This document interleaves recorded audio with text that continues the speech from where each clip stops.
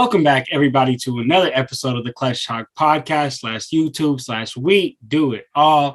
As always, I'm your host, John. Very happy to be here. My boy Jay, he's over there in the six. How you doing, my dog?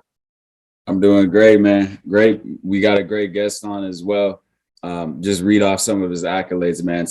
One-time Spanish Super Cup winner in 2015, Italian Serie A champion, Italian Serie A blocks leader, Italian Cup winner, Italian Super Cup winner, Kazakhstan League champion, Kazakhstan Cup winner, Italian Second Division top rebounder. So we got a champion. This dude obviously wins from Nigeria.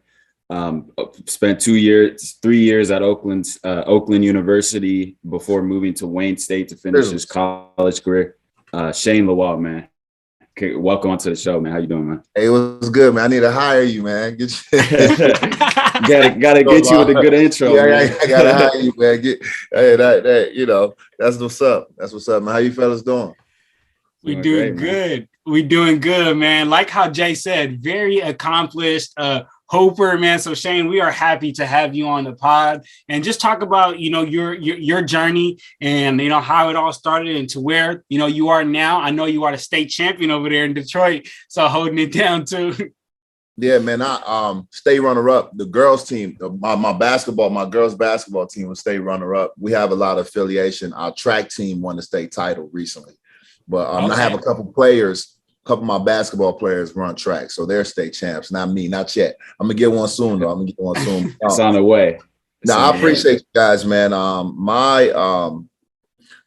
moved to the States when I was 8 years old. So I actually, like you said, my background, I was born in Nigeria. I was, raised there a little bit. Rest of my upbringing was here. I actually was raised on football / soccer. You know what I mean? So that's my background. It wasn't really until later that I started picking up basketball because everybody here played ball. And when you start to get taller, I was kind of a late bloomer as far as height. I'm 6'10", but I didn't really hit a growth spurt for real until the summer going into my junior year. I think by like junior year I was like 6'4", and then by senior year I was like 6'8". So so that was kind of when I started to realize I got to take basketball seriously because it was getting harder to play soccer. But I like the quickest, most like the accelerated version of my story. I was cut 3 times in high school. I didn't make the basketball team until my senior year of high school. Was still learning. Wasn't good. I just wasn't good. You don't know you're not good until you get a chance in life to look back in hindsight. But I wasn't good. I wasn't skilled. I was very raw. I was just length. I wasn't even in shape in high school. I didn't really get in shape until college. I went to Michigan for 1 year. I tried out for Tommy Amaker's team. This is the team that ended up, I think, the team that went to the NIT. Tried out for that team. Didn't make the team. Thought I should have made it, but I also didn't understand that it's not so much about the best players, about the need. They didn't need a big. So, I tried out, didn't make it. And that kind of spiritually crushed me. I stopped going to class. So I actually failed out of Michigan. Because, I as an immature young kid, I allowed one thing to carry over to something else. And so one day I'm just watching basketball and I see New, Raw Marshall, we call him New. I see New leading Oakland University to the conference championship and to the NCAA tournament. So I said, I think I'm gonna go there. So I went there, I talked to Campy. I think Campy didn't take me seriously. I just showed up at his doorstep like, I want to play basketball. He's like, okay, watch me in open gym, saw the energy, just saw the activity in the length. And he said, I think I got to get this kid a chance. He told me I don't have a scholarship right now, but I should have one after a year. So, if you walk on, I should have something for you later. I walked on, didn't have a scholarship for 2 years. I finally got a scholarship, played well for a while. Things kind of fell in the wrong way.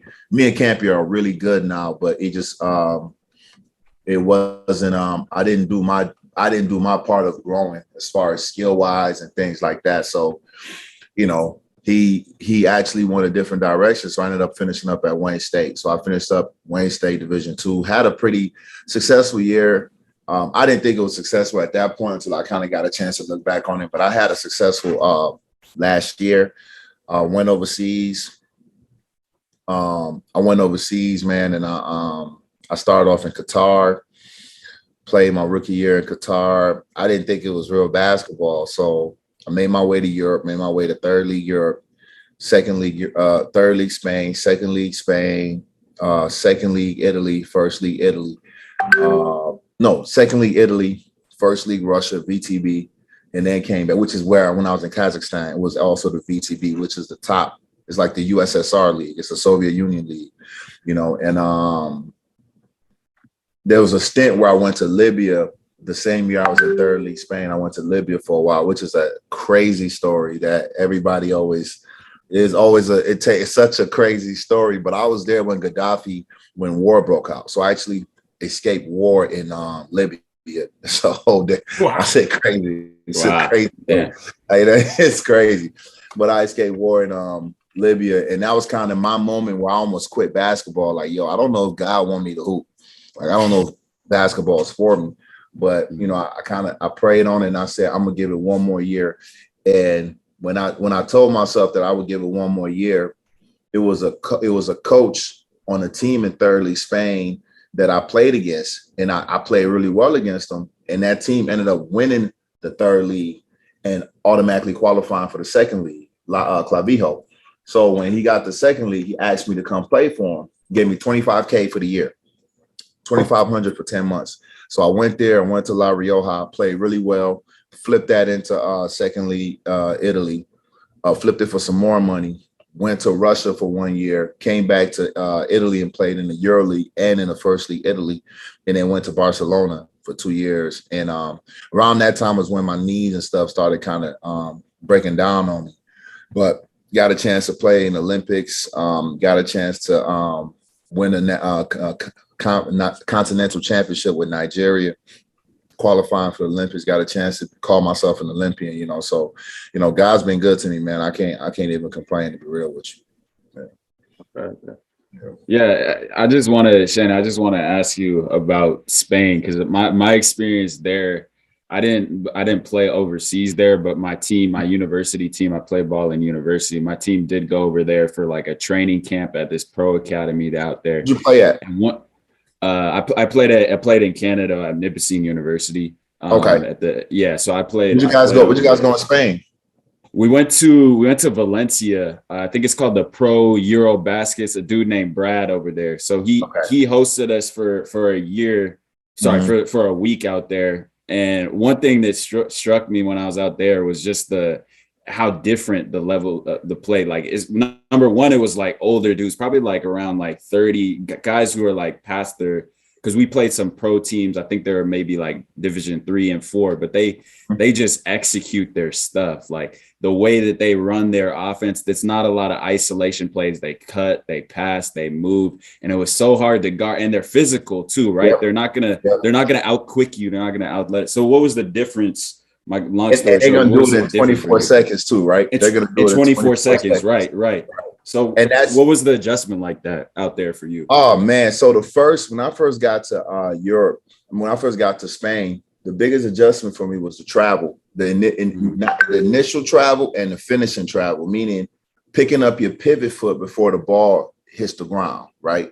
That's something all Americans do. When we sweep through, we pick up our pivot foot, and then we pick up the other pivot. We pick up our lead foot, then we pick up our pivot foot, then we release the ball. And nobody in their right mind will ever call travel on it. Only time that, or when we catch the ball, when somebody's passing to us to finish, we catch it on one step, then take two more, gather and go dunk. Mm-hmm. Man, I got so many travels called on me my first 2-3 years overseas, dude. It really killed my production. It killed my ability to cook people one-on-one. Because when I would catch the ball on the block, my favorite move was to rip through. Like I would catch it on the left block, sweep through baseline with my right hand, go across the rim and dunk it with my left. They would just call it travel every single time. And I was so hard-headed that I kept trying to convince them that they were wrong until I really sat back and read the rules and realized that we were just wrong back in on the west side of the world. Like it's a travel. It is a travel by definition. You cannot lift your pivot foot if you're going to dribble. You can only lift it if you're going to pass or shoot.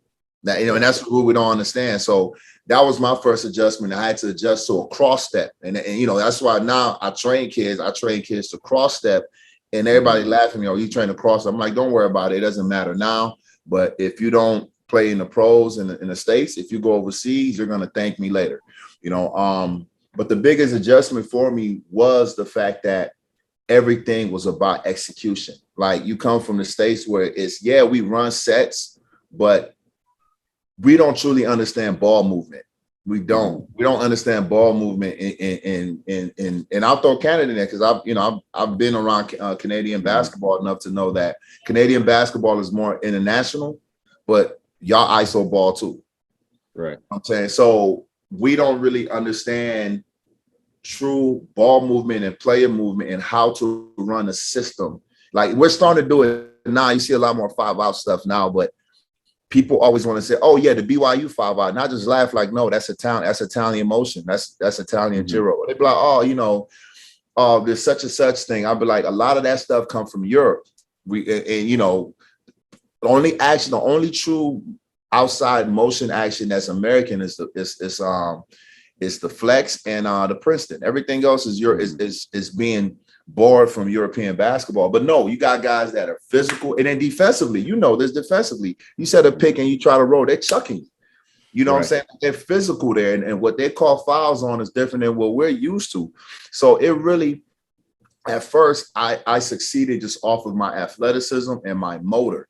But I always tell people, I don't know if you're a Dragon Ball fan, but I had my Dragon Ball Super moment where I kind of started going into, like, what's that last thing Goku has evolved to? Super Saiyan? Not Super Saiyan. It's the third evolution. Yeah. Like, it's a new one where it's not like Super Saiyan is he's just he's screaming all that. This one is more introspective, where he kind of gets an out-of-body experience and he sees things happen 15 seconds before it happens. Right. I didn't get to that moment till I was like, when I was 28, 29 in Sasori was when I first had a perfect mixture of athleticism, skill, because my skill was getting better every year. My shooting, my ball handling, my passing, my right, I'm left-handed, so my right hand, all that stuff was improving. But then also the third thing that was the athleticism was always been there, my skill, and then my IQ. Like, I figured the game out. Like, it took me literally about 7 years overseas, 6 or 7 years, but it was like basketball it got so freaking easy. Like, how to score 6 points without doing anything, how to get your point guard 10 points without doing anything. You know what I'm saying? How to get shooters 3 easy shots a game. So I just got to that place where it was like, but it took me so long because we get stuck in American doctrine and we think that's the only way to play basketball, And it's a lot of good things that come from the mindset. Every now and then, I need you to go get a bucket. Right. Still basketball, like every now and then, all that ISO stuff is cool. You get your bum ass in the corner over there. You go get on the dunker spot. Watch out. Get a ball to the coldest dude on the team. Go get a bucket. All the other stuff ain't working. They done figured out our defense. All we know is my mans can't guard you. And if somebody try to help, find a shooter. But you can't play basketball like that all the time. It doesn't work. And that was the one thing. And it's funny because you said that was the third and the fourth league teams that was doing that. Imagine what the first league teams were doing. Yeah. You know what I'm saying? Imagine what the EuroLeague teams was doing. Imagine what Luka's team, Real Madrid, was doing. I played against Luka, by the way, when he was 17. I have a hilarious picture of dunking on his teammate, and I'm gonna see if I can find it. I'm gonna send it in the chat. But I dunked on Gustavo Ayon, and Luka was in the background. Like, it's hilarious. I can't even explain the picture. But no, Luka had to guard me one possession. Hit him with a move, went to the basket, and he fouled me. But everything Luka did at the age of 16, 17, you knew he was going to be a top 10 player in the NBA. And I used to argue with people like, yo, this kid is better than every 16, 17-year-old that I've seen in the States. Like, I don't know why people are so hard-headed on how great this kid can be. He was learning from Sergio Rodriguez and Sergio. You was learning from two of the best guards in Europe. He was learning from a great coach. He just had so many great talent around him, and he was being taught the game the right way. And what people don't understand was that Luka was being treated like a young boy on his team. Like they was really hard on him, like in a good way. They were really, really hard on him. Nothing was given to him. They knew he was the future. So they went at him to make him better. Like they didn't, they knew they had to, it was their duty as the old heads to have him ready for the pros. You know what I'm saying? Mm-hmm. But no, I mean, I always laugh at people who don't really understand how hard it is to play on the top levels in Europe. The game is, the paint is packed. Everybody is well coached. Everybody's well scouted. Defensively, everything is more physical. They don't call fouls like they do here, especially for Americans. You know what I'm saying? So it's a lot to it. Man, Shane, and you talk about, you seen Luka going to be great from a young age. Talk about some of those things that you've seen in him, and you were like, man, this guy right here, he's one of them. This is why he's one of the best 16-year-olds around. Yeah, he had an IQ of a 20-some-year-old as a 16-year-old. He understood how to play team ball. He understood how to move the ball. He understood how to create for bigs. He knew how to create for shooters. And I mean, he wasn't a good defender back there either, though. I mean, that's one thing. And Luka wasn't trying to guard nobody, but you just knew it. And then you looked at him, he was like, dog, you a big 16-year-old. Like, dog, why are you so like you're a big kid? You know what I'm saying? Like, and that's how he got switched on somebody like me. I just dropped the pic in the chat. But that's how he got switched on to somebody like me. But like, dog, why are you so big for a 16, 17-year-old? You know what I'm saying? Like, it doesn't make no sense. But no, he just and he didn't consider him as a shooter, but he made big buckets and he made big plays. You know what I'm saying? So you knew he was going to be good. And then he was playing against, the thing for him was he was dominating grown men at 17, 18. Like the season he took off was the year he started to take off, the year I was hurt. But the year the year after that was when he took off. I was back in Italy. I was in Avellino, and I used to argue with this guy, Jay Rich. It's a different Jason. His name is Jason Richardson, but it's a different Jason Richardson. I see Jay Rich. You know Jay Rich? Nah, I was thinking of Jason Richardson from Michigan State. Like Jay Rich. It's a different guy. It's a different guy. Right. But Jay Rich, I used to argue with him all the time that Luka was going to be an NBA All-Star and an NBA superstar, and he couldn't get over the fact that Luka was white as a guard. I don't, because most guards, you don't see white guards dominate the NBA. You see white wings or bigs get really good in the NBA, but it's they, you know what I'm saying? I'm like, bro, his race ain't got nothing to do with how cold he is. It's not, you know what I'm saying? So that was an argument we used to have all the time. But nah, Luka was definitely real as a young kid. Okay. Yo, so I just got to ask you, because you talked about Barcelona when you're out there, a bit of a shift. But when I was out there, there was I think it was a women's tournament, so international women's tournament, and the Spanish national team, I think like under 16 or whatever, was playing Portugal. But we were taking kind of a tour of Valencia Basket, their facility over there in Valencia. And this dude comes walking through, and the dude Brad says, yo, that's Juan Carlos Navarro. He said that dude's a legend. He's cold as hell. Like, this dude's a Spanish. So your teammate, I'm guessing, when you're I play with Juan. Underrated hooper, right? Like he's cold. He's cold. I watched he's underrated on in it too. He's underrated in the States. He's considered one of the best to ever play in Europe. Right. And he's a better person, humble person, really humble dude. The legend, man. La Bomba is his nickname, La Bomba, because of the threes he used to hit. Like, and he used to have he has awkward threes, man. Like, it's hard to guard him, and he has one of the best floaters I've ever seen in my life. One of the best. Dog, listen, either hand, one of the coldest float. I'm talking about free throw line. I'm not talking about, a step inside the paint. I'm talking about from the free throw line. You think he's about to pass it. He's looking this way, and he looks at the rim on the last step and lets it go. But smokes half a pack of cigarettes before and after practice. Wonky ain't touching no weights. Wonky got and I heard this story before, and I asked him, Wonky, one of the reasons why he didn't stay in the NBA was because they told him he had to lift weights. He's like, I'm not lifting weights. Like, I'm not lifting weights. So he's like, man, screw this. I'm going back to Spain. But no, he smoke a pack. He's drinking a brew every day after practice in the locker room and on the Bible. Wonky tossing one back every day, dog. That ain't got nothing, man. You can be sexy. I'm not trying to be sexy, man. He didn't care a single lick about. He looked like a he looked like a mechanic, built like a mechanic, dog. Coolest dude ever, man. Cool guy. But Wonky could give 2 cents about how his body looked. But you couldn't outwork him on the court though. He was in there every day getting extra work in, and I played with him late in his career. Way past his prime, I played with him, man, and he was always very respectful to me. One of the favorite Spanish guys that I've ever played with. It's a good dude, man. We went to my wife, all of our families. We all went to his house one day.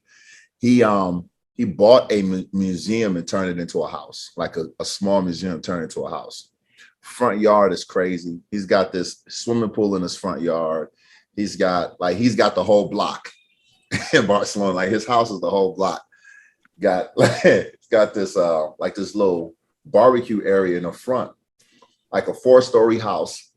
The 4th floor is literally all trophies.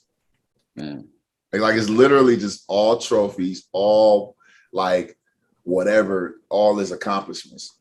And this was like Barcelona was good money. So back in this time, me and my wife, we used to jokingly argue all the time about her spending habits. Cause like buy her a purse, she'll go buy her own purse. I just bought you one. Like we don't, you know what I'm saying? We got to think big time.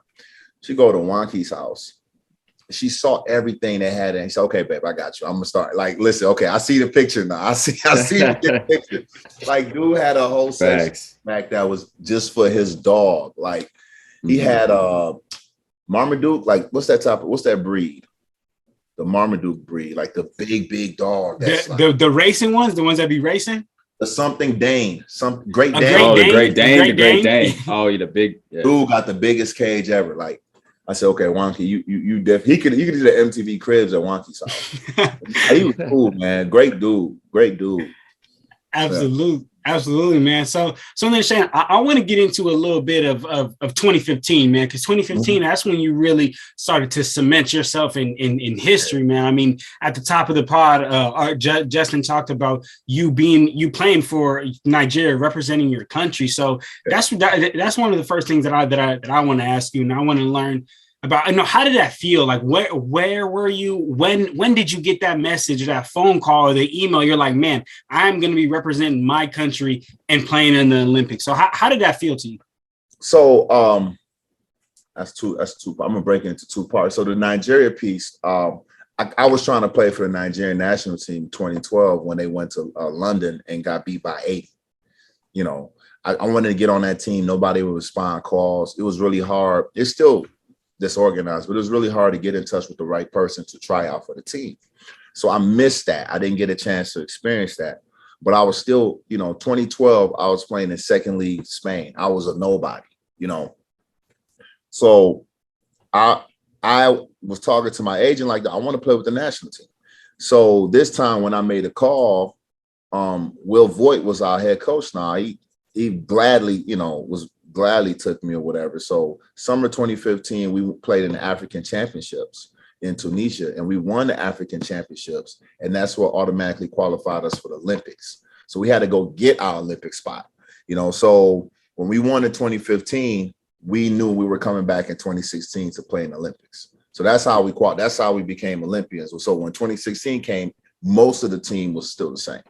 That's my Olympic jersey. Right, see it there in the back. That's the Olympic jersey right there. So so that was a crazy time. But what's crazy about 2015 was like probably the best year of my life in different aspects. But 2016 was probably so far the worst year of my life.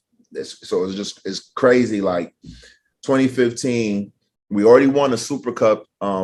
The Super Cup in the start, for the Italian season, we won the Super Cup September 2014, right? So the Italian Cup, the middle of the year championships, they have like a mid-season quick tournament, right? So that was in February 2015. We win that one. We go to the playoffs in June. We win the Italian championship. So that's a triple crown. So that's triplete. We won it. Actually, today, what's crazy, today is a 7-year anniversary of that. So June 26, 2015 was when we won the Italian championship and won the triple crown. So this is literally the 7-year anniversary of the Sassari winning their only Italian championship and the first triple crown in Italian history in like 25 years. So that's why we doing it today, huh, Shane? We special, huh? That's big deal. Right, that's right. big deal, dog. That's big stuff. I just, I was getting all the tags on IG and stuff like that, man, from the Sassari. Congrats on that. Congrats. Yeah. Thank you, man. It's always a dope feeling, man, because non-coach girls basketball, and you know how young kids are, man. If they didn't see it, it didn't happen. You know what I'm saying? Like, you can tell them coach was nice. They don't. Right. You're not nice to me. You nice to somebody else. But so boom, you got the Italian Cup, win Italian championship, which seals up the triple crown. Came home for like a week. Boom, got to go to national team training camp. So I'm in national team training camp. One of my homies asked me if I could play in the TBT, the $1 million tournament. It was still just $1 million back then, overseas elite. So I missed the first 2 rounds because of the playoffs. But I'm like, well, I can make it to the finals. I'll make it to the Final Four in New York, go to the Final Four, win the TBT. So boom, that's like literally 3 titles in like 4 months. Fly back to Paris with the national team. Go from Paris, we go to Italy to finish up the training camp. We fly from Italy to Tunisia, win the Afrobasket, so that's another chip. Go from Afrobasket, come home for a couple weeks. I just bought my crib. I just bought my crib, and like right when I came home, like it was a quick little action. Bought the crib. My second kid, my oldest daughter, was born March 2015. You know what I'm saying? Went to Barcelona. I actually signed my Barcelona contract during the semis with Milan. Went to Barcelona, won the Super Cup, the Spanish Super Cup in September 2015. So just in the span of like 1 year, so many wins on the court, off the court. There's so many wins happening in my life. And at 26, but I partially tore my meniscus during the finals in Italy. And I played on it through the summer into the Barcelona season. I had to pass a physical that I should have never passed because they did an X-ray instead of an MRI. Played on that partially torn meniscus all the way to February 2016 until it was fully torn. Had to have surgery, came back too early. So I was never the same. We kept losing in Barcelona. Well, we lost in the EuroLeague playoffs. We lost in the Spanish championships to Madrid. Luka wasn't a big part of it yet, but he was on that team. So we lost in the Spanish championship to Madrid. Went into the summer, went to the Olympics, tore my patella tendon, complete rupture my patella tendon. 3 minutes into the game versus Argentina, my first Olympic game, tore my knee completely, had to have surgery there. Found out the surgery was terrible. Surgery was poorly done. Like they surgically repaired my patella tendon like I wasn't a 6'10", 240-pound athlete. They repaired it like I was a 70-year-old regular man that was just trying to live the rest of his life. So I could never really put any impact on it. So it tore again. I had to do another surgery like a year later, and Barcelona bought me out the 3rd year of my contract going into June 2017. So it just like, that was a really, really high, and then it was a really, really low in life. So I always like 2015 is crazy because, man, you can really be infused with a lot of victories in a short amount of time. And one of the biggest things that I learned from it, my wife used to say it all the time, and I used to take it a little bit as hate, until she really explained what she was saying, was like, dude, you cannot let all the highs drown you, because when things stop being good, what are you going to do? You know, and I'm like, well, that's not being positive. But, you know, I fully understand what you mean more now is like, it's a poem called If, where it's, you know, I don't know if y'all know the poem If, but y'all should look it up. But it's like, you know, if you can keep your head when all about you are losing theirs and blaming it on you, it's pretty much talking about staying even keeled in life. Mm-hmm. Like great things happen to you, you stay even keeled. Bad things happen to you, you stay even keeled. Like you have to learn how to handle the goods and the bads, right? Don't let everything around you control you. Don't be a slave to your situation or your emotion. You know, and I think that's one of the best things I learned from that whole aspect was that, you know, you have to stay strong within the good because you know the good is temporary, just like the bad is temporary. Like both of them are temporary. You have to stay you. So no, 2015 was incredible. Like everything I touched, I won. Like it was a weird feeling. Like, you know, if you ever live life and you've been through adversity, you've been through challenges as a young pup, you know what I'm saying? Like, ain't no telling your upbringing or whatever, but if you came up in a rough environment or if you came up in a rough family situation or, you know, even in sports, if you came up with a rough sports background where you had to really earn it or you had failures and things like that, to go through a calendar year where everything you did was successful, it's weird, dog. Like it's like, yo, like you would get into a zone where you went in knowing you couldn't lose. I used to tell my teammates, because mind you, I'm winning with different people.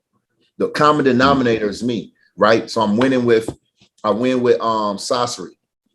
I win with Nigeria. I win with Overseas Elite. I win with Barcelona. You know, the common denominator, the only person that's on all these teams is me. So I used to literally tell people, we're not going to lose. We don't know how to lose. Like, we're going to win it. And the tweets used to be, Shane Lawal can't lose. You know what I'm saying? Like, so, and I was starting to believe that. I really started to believe that if I just do my part, I would always be the glue to win it.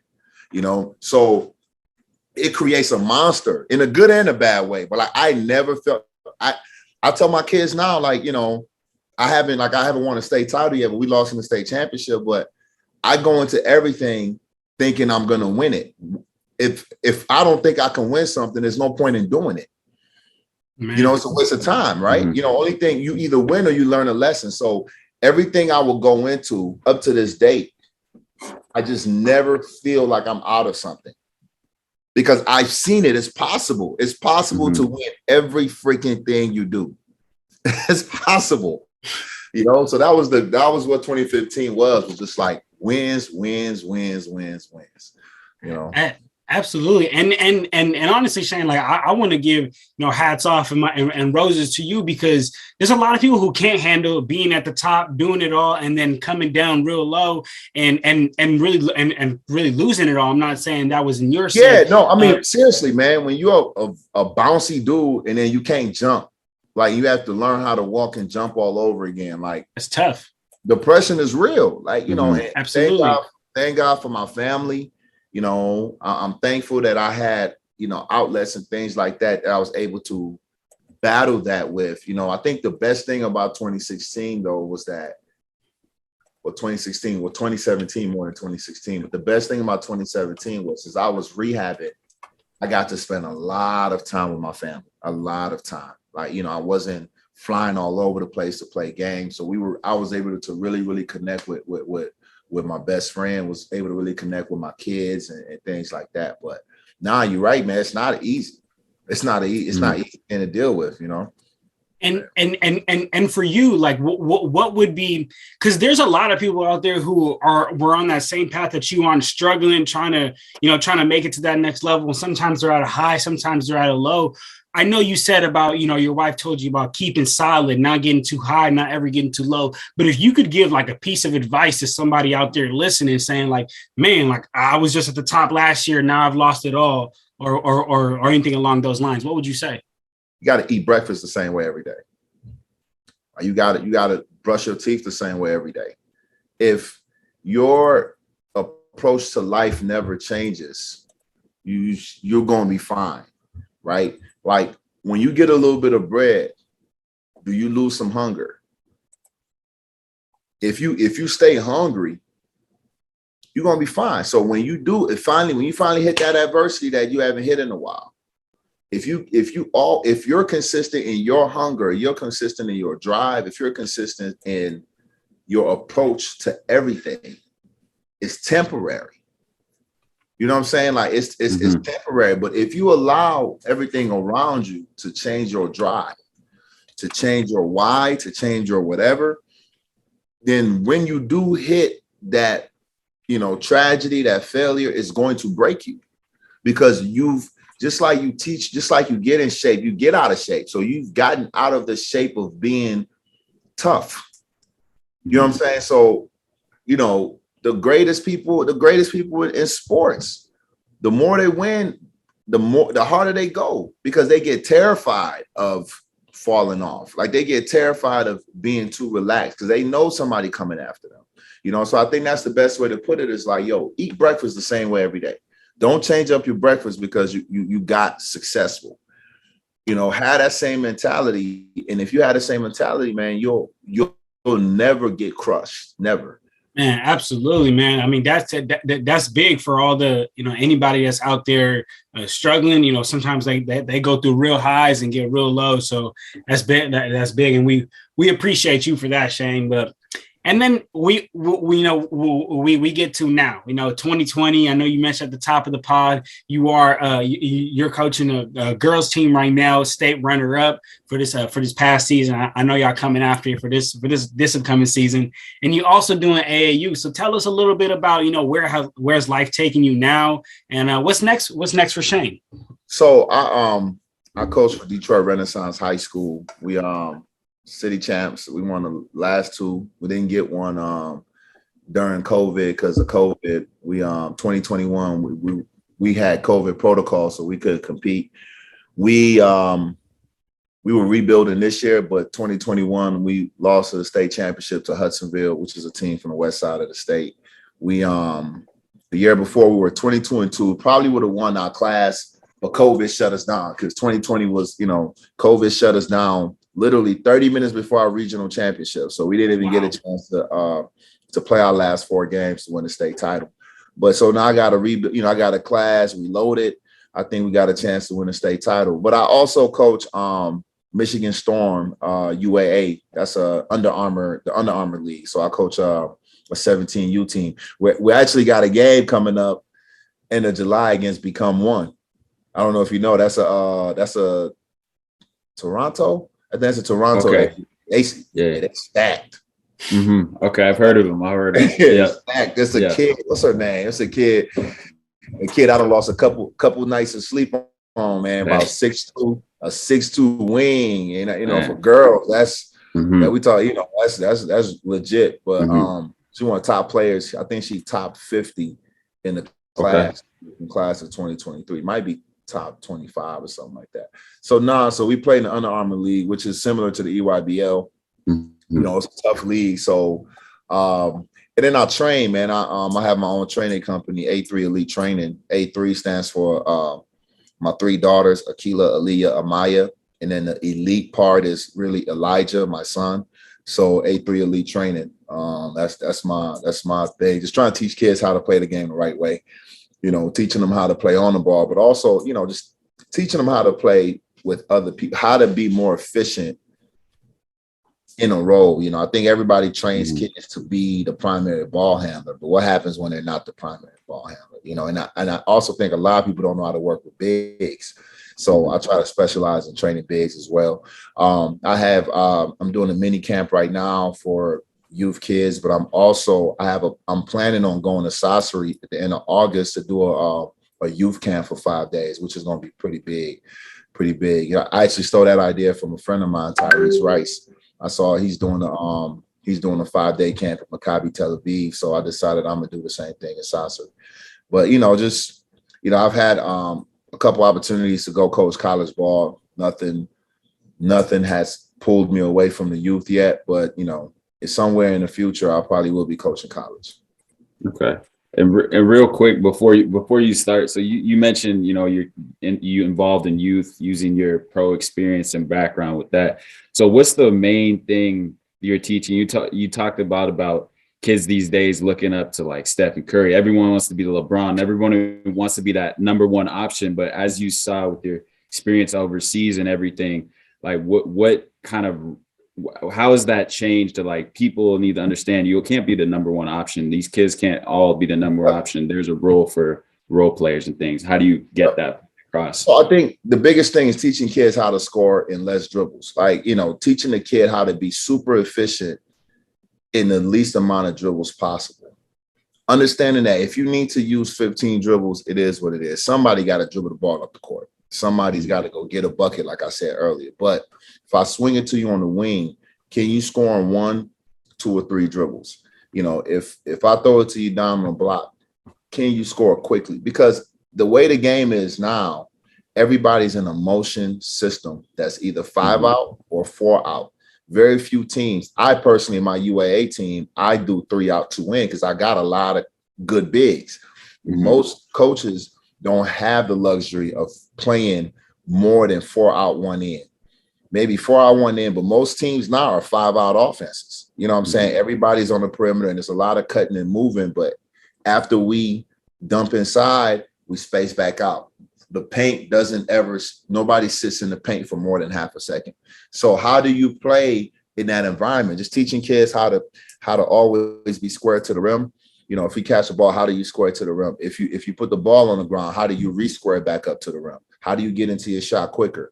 Cover ground, feet. Footwork is not being fancy. Footwork is your feet getting you to where you want to be in order to score, right? So if I give you 1 dribble, can you maximize your 3 or your 4 steps? Do you know how to jab? Do you know how to shot fake? Do you have an initiation move? Do you have a in between move in the middle? And do you have a finishing move?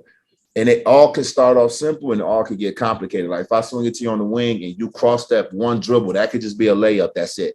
But if you cross that 1 dribble and the kid cuts you off, can you go between the legs back to your right hand? Somebody else cut you off, spin back into a left hand layup.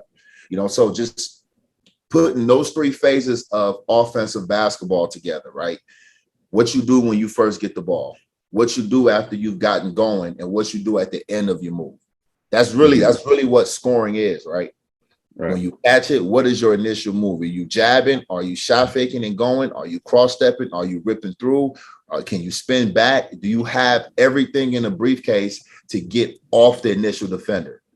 After that, can you put the ball on the ground to get to where you're trying to go to if somebody cuts you off? After you pick it up, what's your briefcase like? Finish with your left. Can you finish off of 2 feet? Can you finish off of 1 foot? If the defender's behind you, you got to finish off of 1. If the defender's in front of you, can you power up off of 2? Finish in front of them. If they beat you into the air, can you shot fake and step through? Can you spin off of them? Can you euro off of them? Can you hop step off of them? What is your briefcase like? And do you do it correctly? Because a lot of trainers that just tell you, go spin. Good. Make a highlight film, post it on the internet. Or do you know when you go into your spin or when you go into your finish, always time your last dribble with your first step so you get 2 more? Because you know what I'm saying? Like, so now you get 3 steps instead of 2. If every single time my dead dribble, boom, hits the same time as that inside foot, the ref is going to give me 2 more. But if that ball hits, then the inside foot hits, I only got 1 more step. So just trying to teach kids understanding footwork, understanding positioning, and understanding how to be a complete offensive player.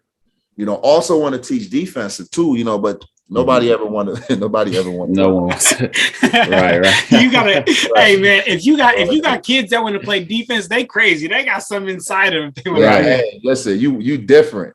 You play defense. Now, also, I give an option for kids to watch film.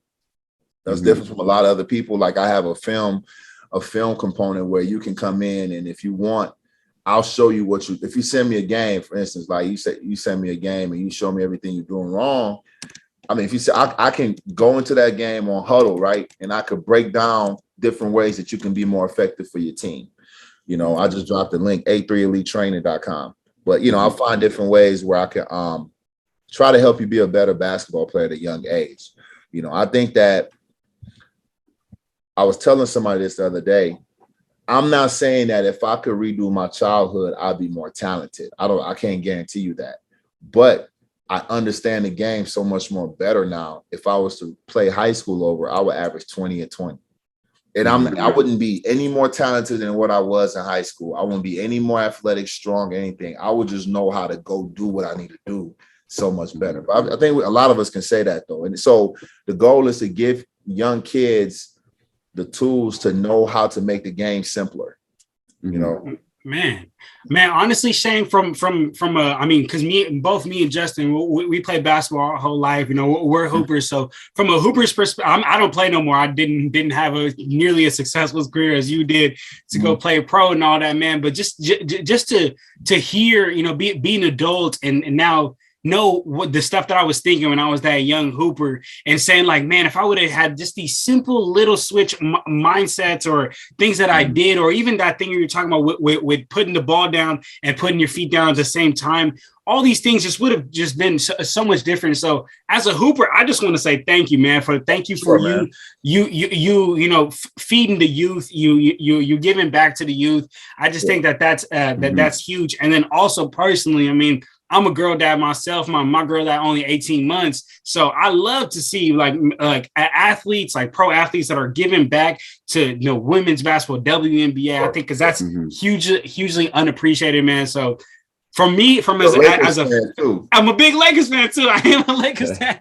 I'm a Bron and Russ fan. So technically, man. Hey, I'm a Bron and Russ fan. I'm right there with you. This a Bron jersey, but it said my daughter name on the back. So but this is how you know. So I got but man, I'm right there with you for Bron. But I just want to give you my just a roses, dog. Like for giving back to the community, the kids, and especially, you know, women's basketball, because that's huge, man. I appreciate you guys, man. This is it's a dope platform, man. I always anytime people want to talk basketball, man, I like to talk ball, man. So that's dope, man.